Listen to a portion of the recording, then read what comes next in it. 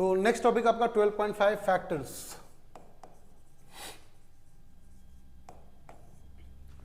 Factors on which the resistance of a conductor depends.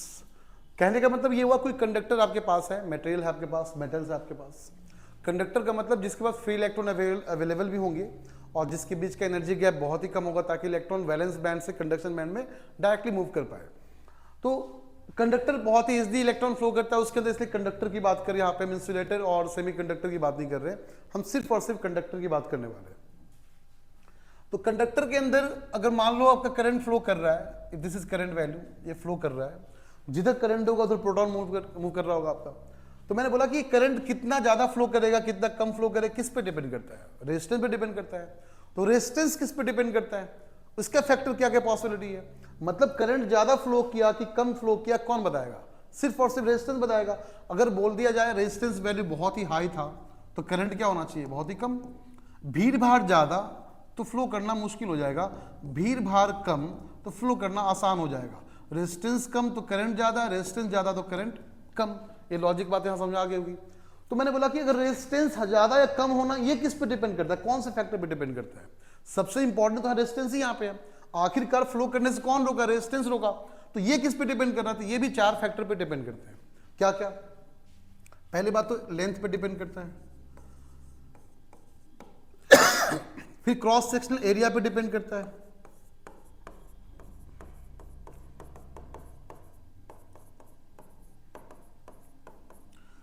फिर आपका temperature पे depend करता है,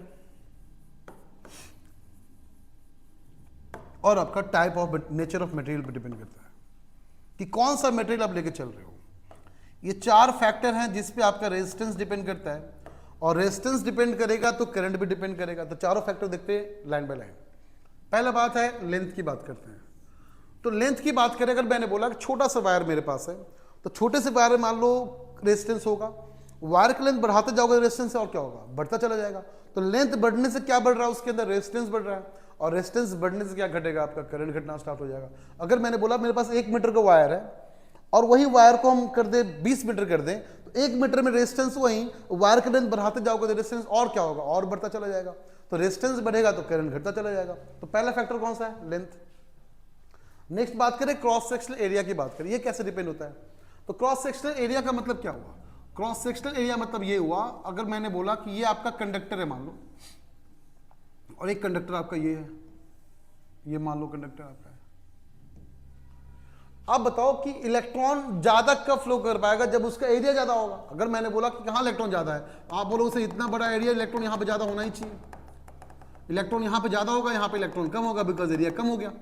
तो एरिया कम होने से इलेक्ट्रॉन कम हो जाता है, और इलेक्ट्रॉन कम होने से करंट भी क्या हो जाएगा, कम हो जाएगा।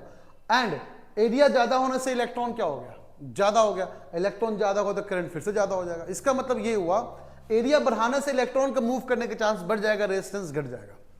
तो एरिया का इन्वर्सली प्रोपोर्शनल होगा, जैसे मैंने लास्ट टाइम बताया था कि लेंथ बढ़ेगा तो रेजिस्टेंस बढ़ेगा, तो ये डायरेक्टली प्रोपोर्शनल, एरिया कैसा हो जाएगा आपका, इन्वर्सली प्रोपोर्शनल। ओके, नेक्स्ट आपका टेम्परेचर है, टेम्परेचर पे कैसे डिपेंड करेगा। अब आप बताओ इलेक्ट्रॉन मान लो बैठा है आराम से, कोई इसको डिस्टर्ब करने वाला नहीं है, अचानक से यहाँ पे हीट दिए टेम्परेचर बढ़ाने के लिए, हीट देते ही क्या होगा, इलेक्ट्रॉन मोशन में आ जाएगा, इलेक्ट्रॉन भागना स्टार्ट करेगा, इधर उधर भागना स्टार्ट करेगा, अब भाग कर यहाँ पहुंच जाएगा। तो आखिरकार इलेक्ट्रॉन को मूव करवाने के लिए कौन रिस्पॉन्सिबल है, टेम्परेचर भी रिस्पॉन्सिबल है। तो टेम्परेचर बढ़ाओगे तो जो इलेक्ट्रॉन सुस्त होकर लेजी होकर बैठ गया था उसको मिल जाएगा काइनेटिक एनर्जी, और काइनेटिक एनर्जी जैसे ही मिलेगा मूवमेंट स्टार्ट करेगा। तो टेम्परेचर बढ़ाने से इलेक्ट्रॉन बढ़ जाता है, मूव करना बढ़ जाता है, तो करंट भी बढ़ जाता है, तो रेजिस्टेंस घट जाता है। इसका मतलब टेम्परेचर क्या करेगा, इलेक्ट्रॉन के मूवमेंट को जल्दी जल्दी बढ़ाएगा, और जिसकी वजह से करंट बढ़ेंगे, रेजिस्टेंस घटेगा। अब बात करते हैं लास्ट वाला पॉइंट है nature of material. Nature of material मतलब ये हुआ कौन सा मटेरियल आप यूज करने वाले हो। लाइक मैंने बोला कि आप गोल्ड यूज कर रहे हो, कि आप सिल्वर यूज कर रहे हो, कि आप आयरन यूज कर रहे हो, कॉपर यूज कर रहे हो। हमें पता है कि गोल्ड में रेजिस्टिविटी बहुत कम होने की वजह से वो कॉस्टली बहुत ज्यादा होता है, तो गोल्ड में ज्यादा इलेक्ट्रॉन फ्लो करेंगे तो करंट वैल्यू ज्यादा होगा, तो आपका रेजिस्टेंस वैल्यू कम होगा। तो नेचर मतलब कौन सा आप लेके चलो, सिंपल सी बात है। तो मेनली फैक्टर 3 थे आपके, length, cross sectional area and temperature. Length का रेजिस्टेंस डायरेक्टली प्रोपोर्शनल, एरिया का रेजिस्टेंस इनवर्सली प्रोपोर्शनल, और टेम्परेचर भी आपका क्या करेगा, करंट को बढ़ाएगा बढ़ाएगा। तो क्या क्यों नहीं इसको हम एक फॉर्मेट में इंक्लूड कर ले, एक आपको फॉर्मूला बनाकर तैयार कर ले। तो फॉर्मूला ऐसे बनकर तैयार होगा। तो मैंने बोला resistance is directly proportional to length, length बढ़ेगा रेजिस्टेंस बढ़ेगा। आपको दिखाया एरिया क्रॉस सेक्शन बढ़ने से इलेक्ट्रॉन बढ़ जाते हैं, इलेक्ट्रॉन बढ़ने से ज्यादा फ्लो करेगा और जिसकी वजह से करंट भी ज्यादा फ्लो करेगा तो रेजिस्टेंस घट जाएगा, तो इनवर्सली प्रोपोर्शनल। इन दोनों को मिलाकर लिखते एक साथ क्या होगा, directly to L inversely to A. हमें पता है, सबको पता है कि जब भी ये प्रोपोर्शनल साइन आता है इसको हटाने के लिए इक्वल टू और एक कांस्टेंट टर्म देना होता है, तो इसको हटाने के लिए इक्वल टू और एक कांस्टेंट टर्म इसको बोलते हैं रेजिस्टिविटी। अब बाकी जैसा है वैसा लिख दो यहां पे।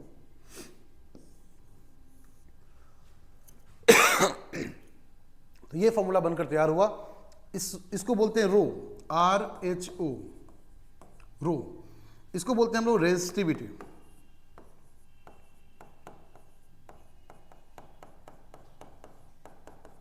This is called resistivity.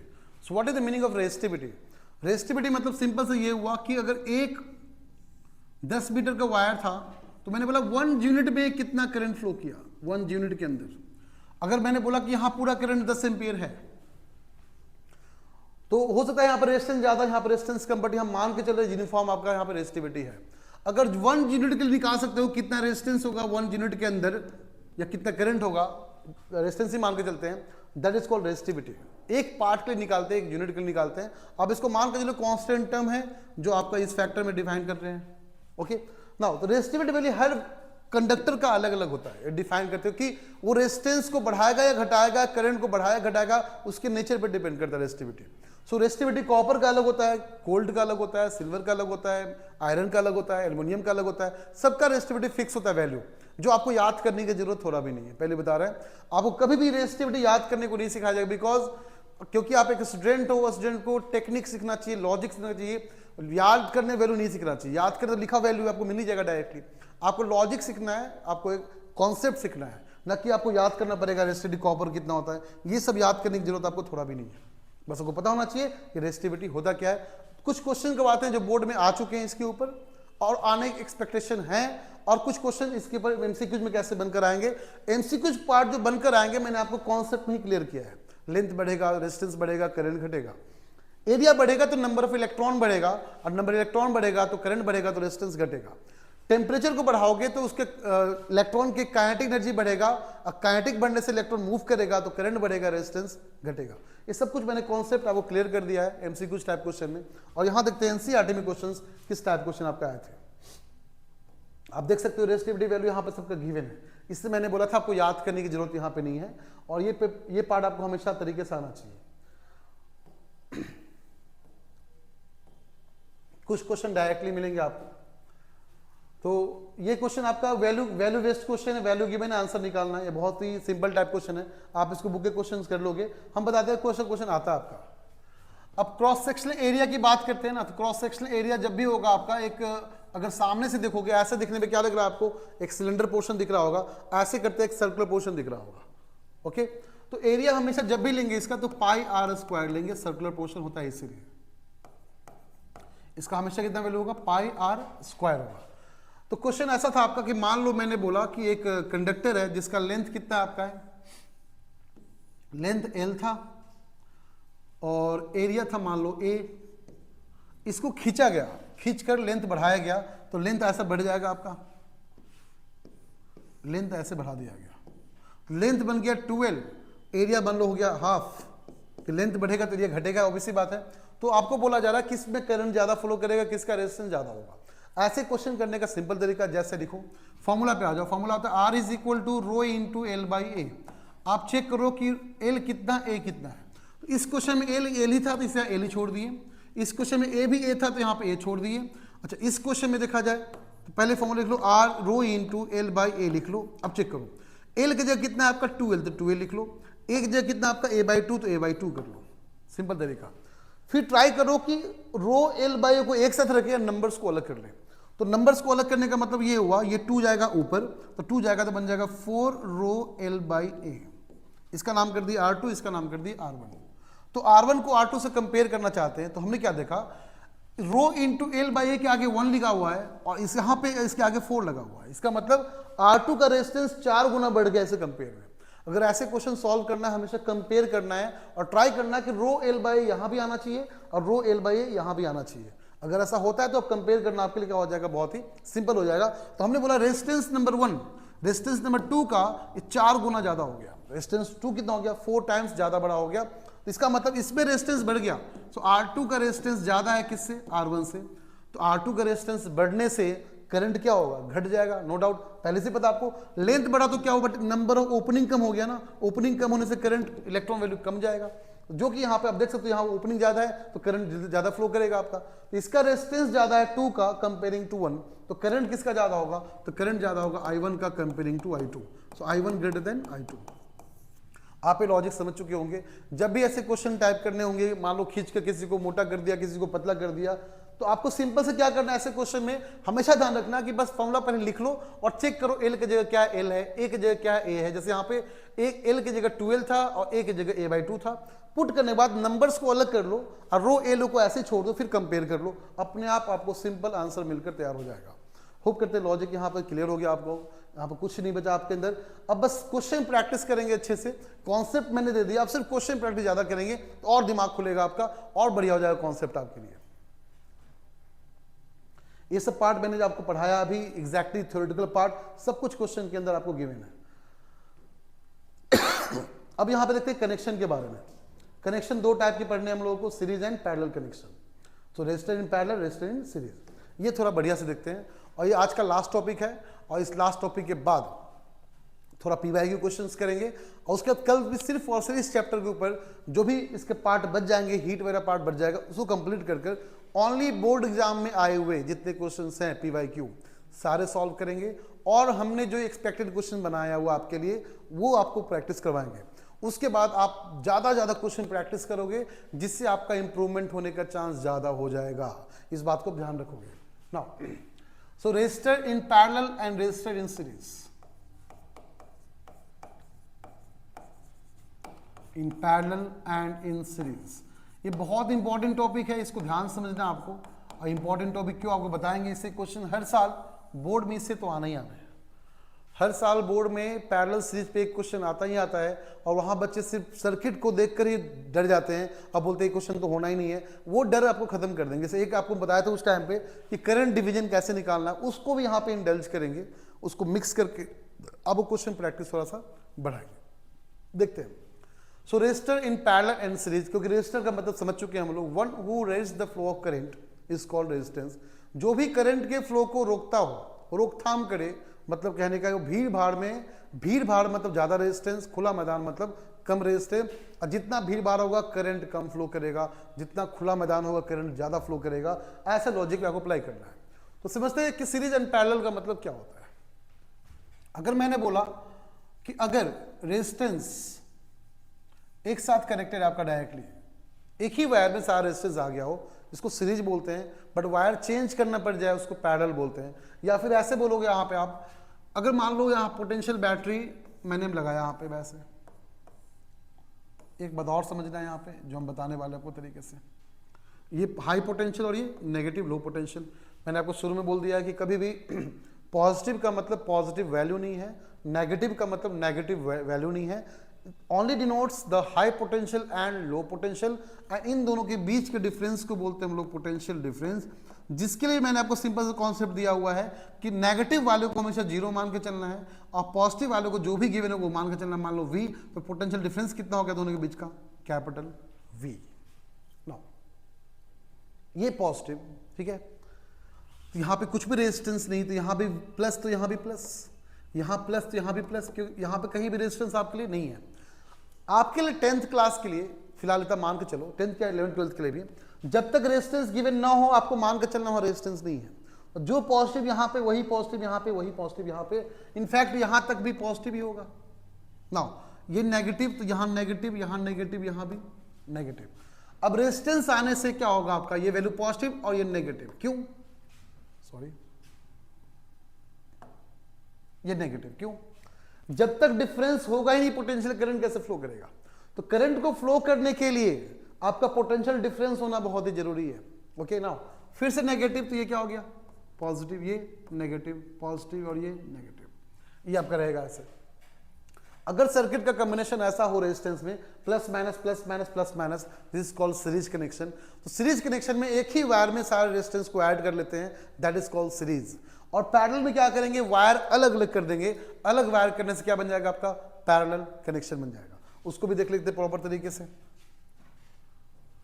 तो पैरेलल के अंदर मान लो हमने बोला ऐसे, एक बैटरी पहले देते हैं आराम से, दिस इज द बैटरी है,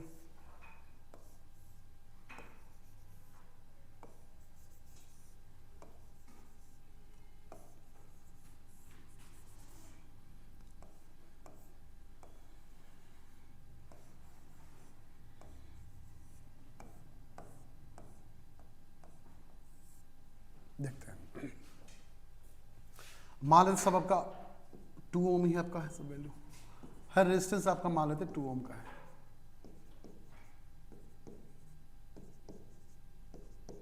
अभी बस ये सिखाएंगे कि पैरेलल सीरीज कैसे पहचानना है, उसके बाद सिखाएंगे आपको इस पे क्वेश्चन करना सिखाएंगे कि ऐसे क्वेश्चंस बड़े बड़े सर्किट हो चाहे कितना कॉम्प्लेक्स सर्किट क्यों ना हो, उसको डायरेक्टली बहुत सिंपल तरीके से बिना किसी हिचकिचाहट के, बिना किसी डर के, भय के कैसे सॉल्व करना वो सिखाएंगे।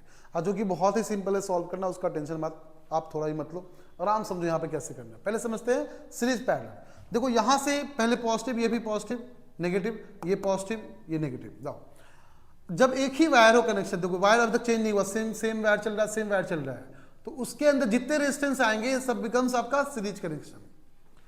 तो यहां से लेकर यहां तक एक ही सिंगल वायर यूज किया गया है, इसी सिंगल वायर के अंदर रेजिस्टेंस डाला गया है, तो ये कैसा वायर हो गया आपका सीरीज कनेक्शन वायर हो गया। नाउ यहां पे देखो, यहां भी चेक करो, यहां पे एक ही वायर सिंगल वायर यहां से यहां तक यूज किया है, और इसके अंदर जितने रेजिस्टेंस होंगे सारे कैसे होंगे सीरीज कनेक्शन। एंड बट यहां से यहां तक वायर 3 यूज किया गया अलग अलग, और तीनों अलग अलग वायर में रेजिस्टेंस है, दिस 3 बिकम्स पैरेलल कनेक्शन। तो ये बन गया पैरेलल, ये बन गया सीरीज, और ये भी बन गया आपका सीरीज कनेक्शन। होप करते हैं लॉजिक बहुत अच्छे से क्लियर हो गया होगा आपको कि सीरीज और पैरेलल कनेक्शन पहचानना कैसे है। सीरीज और पैरेलल कनेक्शन पहचानना बहुत ही आसान है। जब एक सिंगल वायर में रेजिस्टेंस को यूज करेंगे that is called series connection.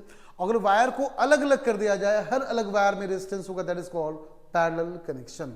Hope करते लॉजिक क्लियर होगा। अब समझते हैं इस पे क्वेश्चन कैसे किया जाए, इसका क्वेश्चन करने का सिंपल तरीका क्या है। और फिर पहले करेंगे सीरीज कनेक्शन पे क्वेश्चन, फिर करेंगे पैरेलल कनेक्शन पे क्वेश्चन, और उसके बाद करेंगे दोनों को मर्ज करके क्वेश्चन, फिर आपका कॉन्सेप्ट पूरा प्रॉपर तरीके से क्लियर कर देंगे। होप करते हैं आपको डाउट यहाँ तक, कुछ भी डाउट यहाँ पे नहीं होगा, और आपको सारा कॉन्सेप्ट अच्छे से इजिली वे में आप ग्रैस्प कर पा रहे होंगे और मेरे साथ बने होंगे। तो नेक्स्ट मूव करते हैं हम लोग, हम सिर्फ सीरीज पे क्वेश्चन प्रैक्टिस करेंगे और फिर पैरेलल पे करेंगे, फिर मिला के करेंगे। तो बैठते हैं हम लोग सीरीज कनेक्शन पे क्वेश्चन प्रैक्टिस। तो फर्स्ट आपका है question based on series connection. देखते हैं क्या क्या निकालने बोलेगा, सब कुछ देखते हैं।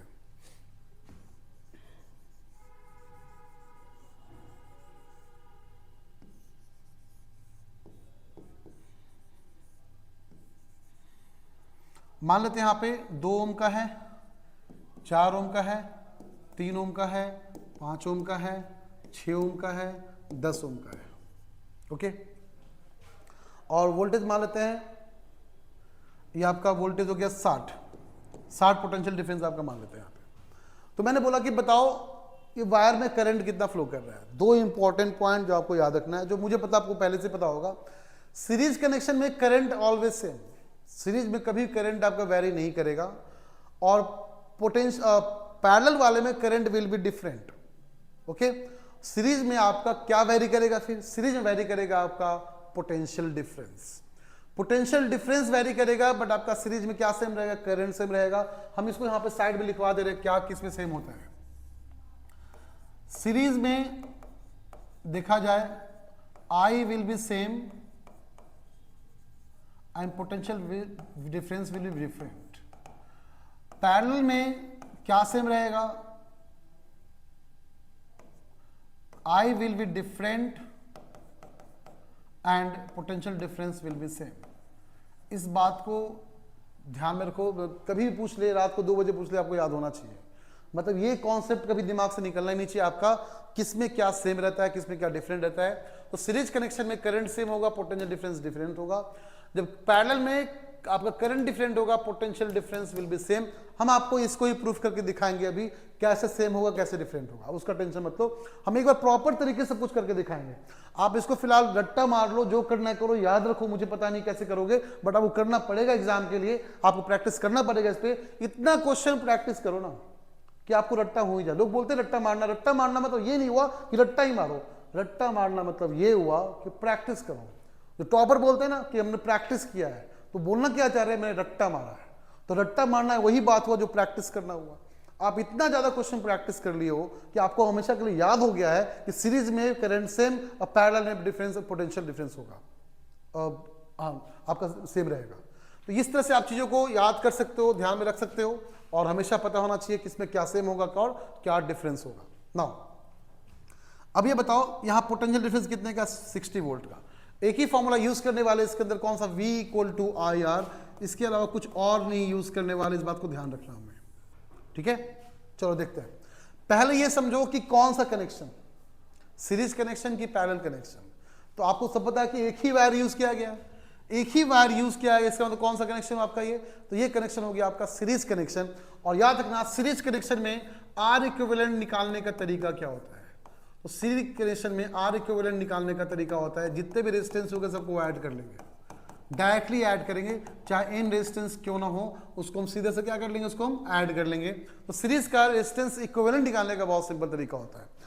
लगता है कुछ बच्चों को डाउट होगा यहाँ पे कि सर इक्विवेलेंट कहने का मतलब क्या हो, क्या बोलना चाहते हो इक्विवेलेंट से, आप समझाते हैं आपको क्या होता है। देखो अच्छे समझना, अगर मैंने बोला कि एक आपका रेजिस्टेंस है 3 ओम का और 6 ओम का रेजिस्टेंस है, 3 ओम एंड 6 ओम का रेजिस्टेंस है, बैटरी से कनेक्टेड है, तो आप बोलोगे सर कि कौन, मैंने पूछा कि कौन सा कनेक्शन, आप बोलोगे सीरीज कनेक्शन। क्यों, क्योंकि यहाँ पे है एक ही वायर, सिंगल वायर, जिसमें दोनों रेजिस्टेंस को ऐड किया गया, दिस बिकम सीरीज कनेक्शन।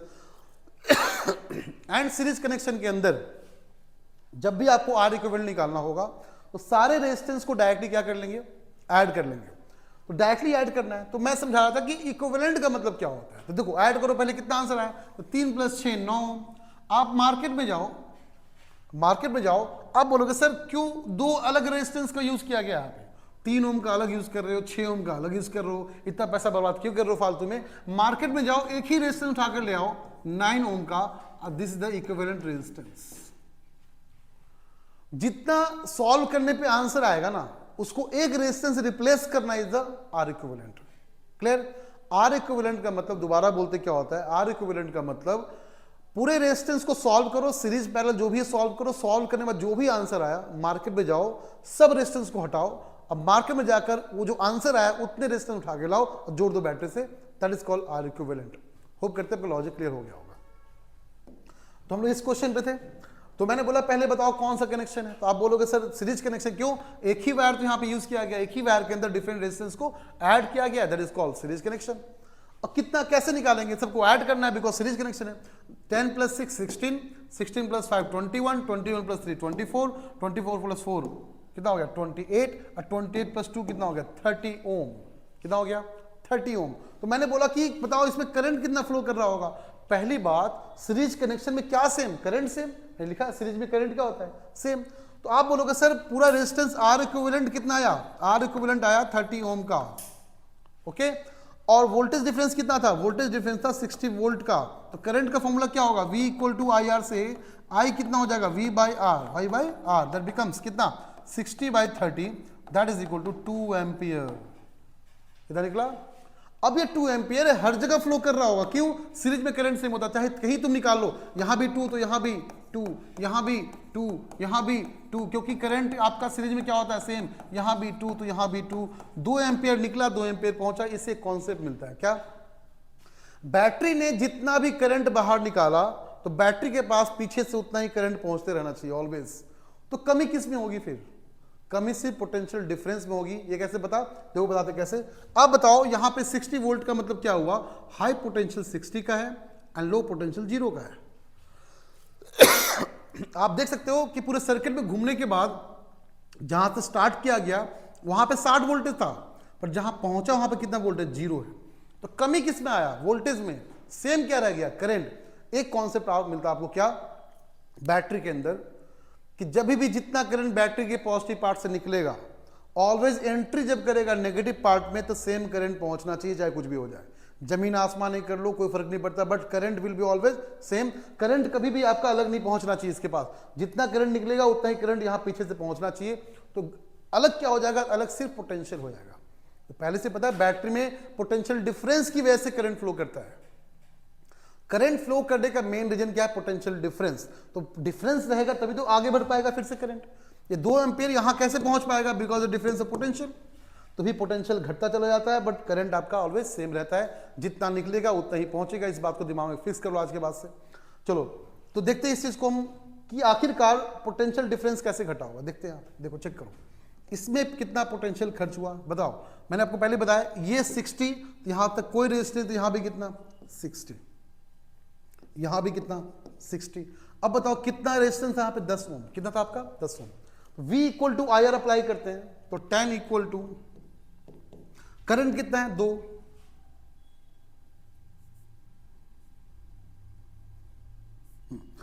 तो यहां पे इस वाले के लिए अप्लाई करते हैं। यहां पे रेजिस्टेंस 10 ओम है, सॉरी रेजिस्टेंस कितना आपका 10 ohm. V equal to I R के लिए तो V निकालना कितना खर्च हुआ यहां पे, तो V इक्वल टू I कितना है 2 एम्पियर, R कितना है 10, कितना खर्च हो गया 20 वोल्ट खर्च हो गया। 60 वोल्ट था यहां तक, इसने 20 वोल्ट खर्च कर लिया। इसका मतलब ये हुआ 60 में 20 खत्म हो गया, कितना बचा 40, इसके बाद 40 पहुंचा, कितना पहुंचा 40। अब इस 40 वोल्ट इस वाले करंट से इस रेजिस्टेंस से क्रॉस करेगा, तो ये कितना निकालेंगे, तो फिर से वही बात निकाले थे डायरेक्टली हम लोग। सेम कॉन्सेप्ट हर जगह यूज करना है। हमें क्या निकालना, सिर्फ और सिर्फ आपको वोल्टेज निकालना। तो V equal to I R, I तो 2 एम्पियर ही है, R कितना 6, काउंट कर लो कितना हो गया 12 वोल्ट खर्च हो गया। यहां तक बचा था 40, 12 और घट गया, कितना बढ़ गया, यहां कितना पहुंचेगा आप 40 में से 12 28 वोल्ट। अब ये कितना खाएगा, डायरेक्टली मल्टीप्लाई करते चले जाओ, करंट को रेजिस्टेंस से मल्टीप्लाई करते चले जाओ। 5 × 10 कितना हुआ 10, 10 घटे कितना बचा 18। आगे आ जाओ, 2 × 3 कितना 6, 6 घटा कितना बचा इसके पास 12। आगे आ जाओ, 4 × कितना हो गया 8, 8 घटा कितना बचा इसके पास 4 वोल्ट यहां तक पहुंचा। अब 4 वोल्ट यहां तक है, 2 रेजिस्टेंस 2 एम्पियर, दोनों मल्टीप्लाई कितना हो गया 4, तो 4 था पूरा खत्म हो, कितना बचा 0, मतलब यहां पे 0 पहुंच गया। आप देख सकते हो पूरा प्रॉपर तरीके से आपको समझा दिया यहां पे कि 60 वोल्ट था तो 0 वोल्ट कैसे बना, तो वोल्टेज कौन खा गया, वोल्टेज रेजिस्टेंस खाया, सेम क्या रह गया, तो करंट सेम रह गया। इस तरीके से आपको सीरीज कनेक्शन समझ में आ गया होगा। अब बढ़ते हैं नेक्स्ट हम लोग पैरेलल कनेक्शन की तरफ, देखते हैं। मान लो यहां पे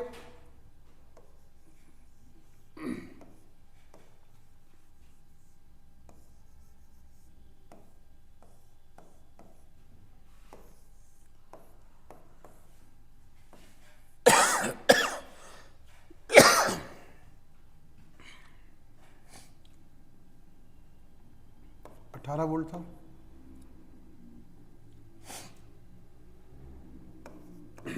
दो ओम, मान लो 12 ओम और 6 ओम।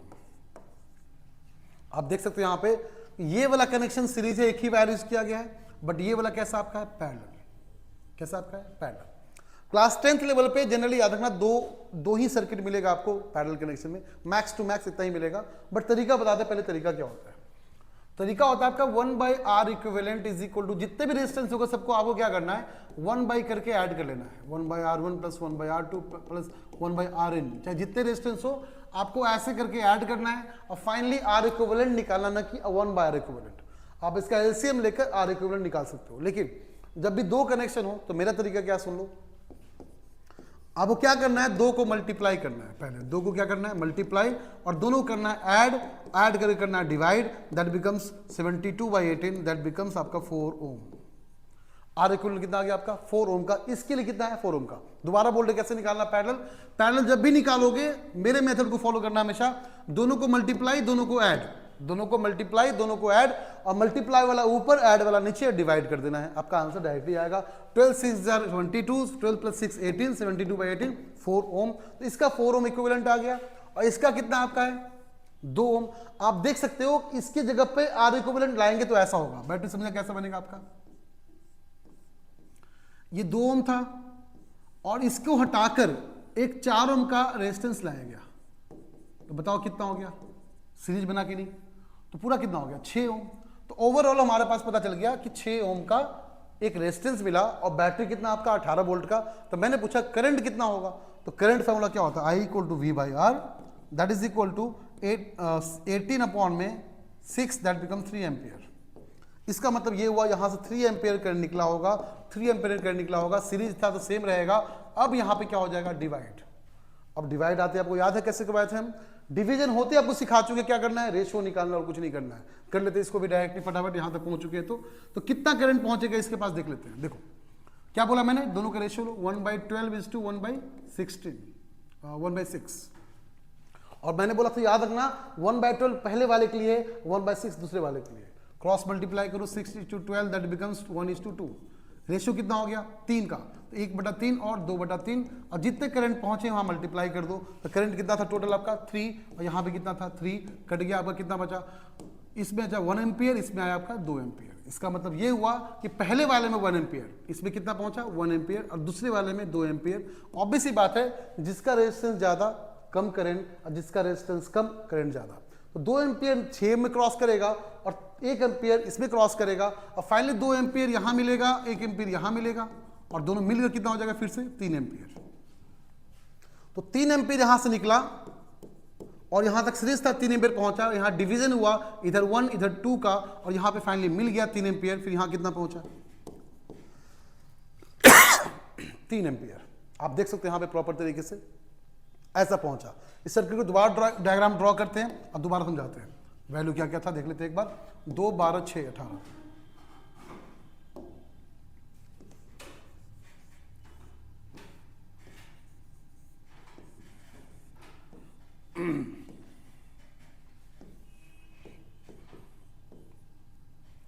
अठारह वोल्ट था, 2 ओम था, 12 ओम था और 6 ओम था। यहां से 3 एम्पियर निकला था और यहां भी 3 एम्पियर निकला था और मुझे पता है यहां पर डिवीजन होगा, अभी करवाया आपको हम। तो यहां पे पहुंचा 1 एम्पियर, यहां पहुंचा 2 एम्पियर और यहां पहुंचा 3 एम्पियर। कैसे पहुंचा, यहां भी 1 एम्पियर होगा बिकॉज सीरीज कनेक्शन यहां से यहां तक, यहां से यहां तक एक ही वायर, सिंगल वायर तो करंट सेम, सिंगल वायर यहां से यहां करंट सेम, तो यहां भी कितना होगा 2 एम्पियर और 2 और 1 मिलकर जुड़ेगा क्या निकलेगा, कितना निकलेगा आपका 3 एम्पियर।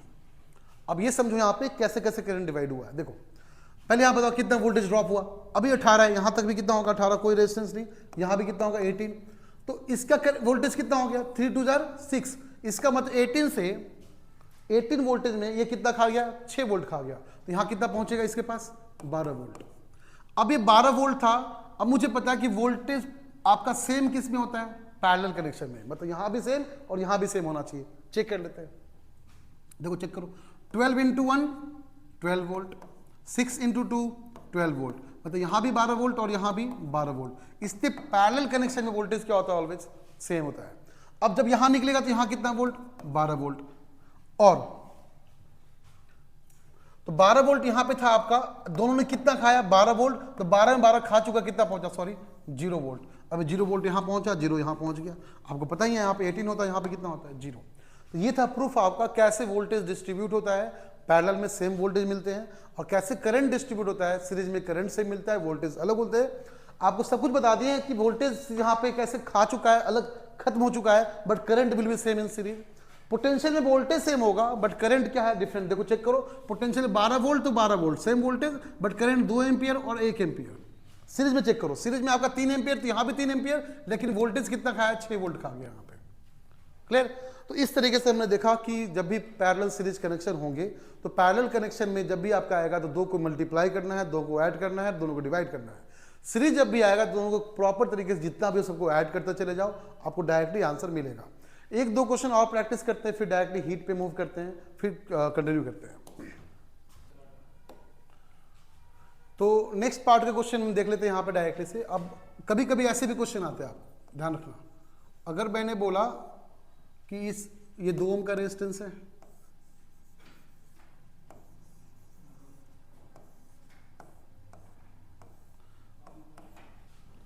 और यहां पे ध्यान रखना आप कि जो भी आपका हो बैटरी यहां पे होगा। देखो 2 ओम 4 ओम, ये कितना हो गया आपका 5 ओम, बट इसमें रेजिस्टेंस नहीं है तो कितना हो गया 0 ओम।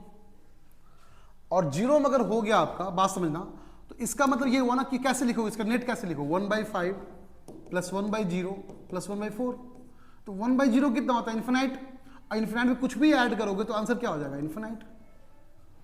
करेक्ट। इन्फिनाइट में आप कुछ भी ऐड करो आंसर क्या हो जाएगा? इन्फिनाइट। तो इन्फिनाइट तो पूरा आंसर हो गया इसका इन्फिनाइट। और इन्फिनाइट प्लस 2 भी आंसर कितना होगा? इन्फिनाइट। तो पूरा आपका रेजिस्टेंस कितना मिल गया आपको? इन्फिनाइट। तो अगर मैंने बोला V equal to I R, तो I क्या होगा? V by R. तो V बाई इन्फिनाइट क्या आंसर होगा? 0। तो इन्फिनाइट रेजिस्टेंस मिलने से करंट ही 0 हो जाएगा, करंट फ्लो करना स्टार्ट ही नहीं होगा। इन्फिनाइट रेजिस्टेंस मतलब बहुत ज्यादा रेजिस्टेंस, बहुत ज्यादा भीड़ भाड़, इतना ज्यादा भीड़ भाड़ कि आप मूव ही नहीं कर पाओगे, पैर भी नहीं मूव कर पाओगे। इससे आपको पता चल जाएगा करंट ही रेजिस्टेंस आपको 0 हो जाएगा कंप्लीट आपका। ऐसे क्वेश्चन अगर मान लो एमसीक्यूज में आने के चांसेस होते हैं कभी कभी, मतलब अभी तक तो ऐसा क्वेश्चन दिखा नहीं मुझे, बट हो सकता है एमसीक्यू पूछ दे आपसे, हु नोज। तो ऐसे क्वेश्चन में ध्यान में रखना, अगर मान लो सिंगल रेजिस्टेंस वायर में है ही नहीं और कनेक्शन पैरेलल में डाल दिया है, बिना रेजिस्टेंस के वायर को, मतलब रेजिस्टेंस बहुत ज्यादा उसमें है, वैल्यू रेजिस्टेंस का नहीं है, एक सिंगल सा वायर डाल दिया हो और उसके पैरेलल डाल दिया हो, तो हमेशा आंसर कितना हो जाएगा? इनफिनाइट। वहां टच भी नहीं करना आपको डायरेक्टली, ऐसे आंसर समझना है चीजों को। नाउ एक क्वेश्चन, लास्ट क्वेश्चन प्रैक्टिस करते हैं और फिर हम लोग उसके बाद कल से नेक्स्ट क्लास से PYQ क्वेश्चन प्रैक्टिस करेंगे। और जो पोर्शन बच गया आपका, ये वाला पोर्शन देख सकते हो आप, लास्ट टॉपिक बच गया होगा, ये लास्ट टॉपिक आपका heating effect of electric current, ये कंजप्शन वाला पार्ट बच गया होगा बस। प्रैक्टिकल हीटिंग इफेक्ट और इलेक्ट्रिक पावर वगैरह बच गया, एक टॉपिक बचा बस आपका। ये कंप्लीट करके फिर NCERT क्वेश्चंस भी इंपॉर्टेंट आपको बता देंगे कि कौन सा आपको सॉल्व करना है। मैं आपको अभी बता देता हूँ। वैसे ये 11th नंबर क्वेश्चन बोर्ड में आया हुआ है, 11th क्वेश्चन बोर्ड में आया हुआ है आपका, और ये फर्स्ट क्वेश्चन बोर्ड में आया हुआ आपका। तो फर्स्ट और 11th ये question, second question, fourth question, 7th question, ये सब बोर्ड में आया क्वेश्चन है। बट खासकर 11th क्वेश्चन मैं बोल रहा हूँ, ये क्वेश्चन बहुत इंपॉर्टेंट है, ये और फर्स्ट बहुत ज्यादा इंपॉर्टेंट है।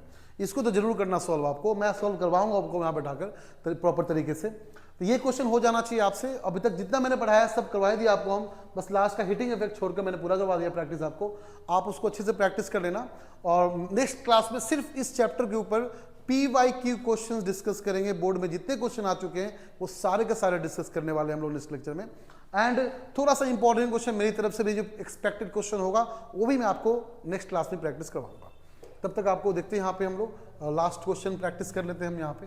तो मैंने बोला ऐसे 2-3 रेजिस्टेंस ऐसे अलग अलग कर लेते हैं और यहाँ पे ऐसे कर लेते हैं।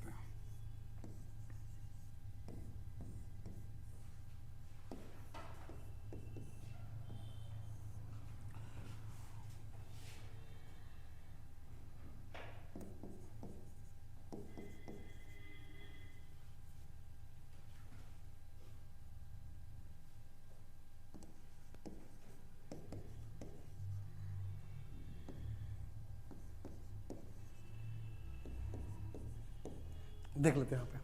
तो ये कनेक्शन सीरीज हो गया आपका डायरेक्टली, नो डाउट। देख लो तो 5 4 9 9 3 12 ओम, इसका कितना हो गया डायरेक्टली? 12 ओम। अच्छा ये कैसे निकालेंगे पैरेलल कनेक्शन? मैंने क्या सिखाया आपको? मल्टीप्लीकेशन, एडिशन, बाय को डिवाइड करना है। तो 4 4 are 16 और 4 + 4 8, 8 2 कितना? 2। अभी कितना आया था? 12। तो 12 + 2 कितना हो गया? 14 ओम। तो अब क्योंकि इसको हटाकर जो नेट डालेंगे उसका सीरीज में चला जाएगा, तो 14 ओम आपका एक नेट रेजिस्टेंस यहां मिला। और वोल्टेज कितना आपका? 48 वोल्ट। और अगर I निकाला जाए, I क्या होगा? V/R, that is equal to 48/14, ये आपका एम्पियर आंसर आ जाएगा। ये तरीका आपका नेट निकालने का। और बाकी आपको प्रैक्टिस अगर करवा चुके हैं, आप यहाँ पे होमवर्क में क्या करोगे? आप यहाँ मुझे हर किसी अक्रॉस, मुझे पता सीरीज कनेक्शन है, सीरीज में वोल्टेज डिफरेंट, करंट सेम, तो करंट तो सेम मिलेगा, इतना ही करंट मिलेगा। आप मुझे क्या करो, एक काम करो, क्वेश्चन को सिंपल करने के लिए मैं यहाँ पे कर लेता हूँ आपके लिए 42 वोल्ट कर लेते हैं यहाँ पे हम लोग। 42 वोल्ट करने का फायदा क्या होगा? क्योंकि 14 3 जार कैंसिल होगा, 3 एम्पियर आ जाएगा आपका। तो मुझे पता है यहाँ पे 3, तो यहाँ भी 3 और यहाँ पे भी 3, बट यहाँ पोटेंशियल अलग होगा, इसका पोटेंशियल, इसका पोटेंशियल, इसका पोटेंशियल अलग होगा, वो मुझे होमवर्क निकाल के दिखाओगे।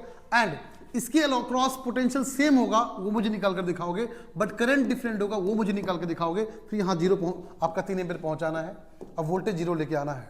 ये एज ए होमवर्क कंप्लीट रखोगे आप। मुझे हर बच्चे का एज ए होमवर्क उसका फोटो लेकर या जो भी जैसे मुझे आंसर लिखकर आप मुझे भेजोगे और मैं देख लूंगा आपको। अगर किसी को मान लो डाउट होगा तो आप इस नंबर पे मुझे व्हाट्सएप मैसेज कर देना। अगर आप आंसर निकालने में दिक्कत हुआ है तो 9643534441, इस नंबर पे आप मुझे व्हाट्सएप कर देना कि सर मैंने आंसर निकाला है, आप चेक कर सकते हो कहाँ गलती क्या सही है, तो मैं उस बच्चे के लिए वीडियो बनाकर मैं उसका आंसर निकाल दूंगा प्रॉपर। ठीक है, होप करते हैं आपको आज का लेक्चर क्लियर हो गया होगा। एंड प्रैक्टिस ज़्यादा करो, मेहनत करो, बोर्ड एग्जाम में है, मेरे साथ बने रहो। एंड हो सके जितना वीडियोस को आप लाइक करो, सब्सक्राइब करो, एंड मेरे साथ और प्रैक्टिस करो। जितना प्रैक्टिस करोगे मार्क्स बढ़ेंगे आपके। अब बोर्ड में अच्छे मार्क्स आने के चांसेस है। विद इन दिस मंथ मैं आपको ये पूरा लेक्चर कंप्लीट करूंगा। मैं बोल रहा हूँ मैथ्स एंड साइंस 100%, थोड़ा सा एसएसटी में टाइम लगेगा जो कि आपका मिड ऑफ द जनवरी तक चला जाएगा, लेकिन मैथ साइंस में आपको इस मंथ तक कंप्लीट करके दे दूंगा। एक एक चैप्टर का पीवाईक्यू, इंपॉर्टेंट क्वेश्चंस एंड पूरा फुल कॉन्सेप्ट के साथ मैं पूरा क्लियर करने वाला हूं। तो आज के लिए इतना ही, मिलते फिर नेक्स्ट लेक्चर में। तब तक हम मेहनत करें, आगे बढ़े और खूब जितना डाउट है मेरे पास भेजें। Thank you.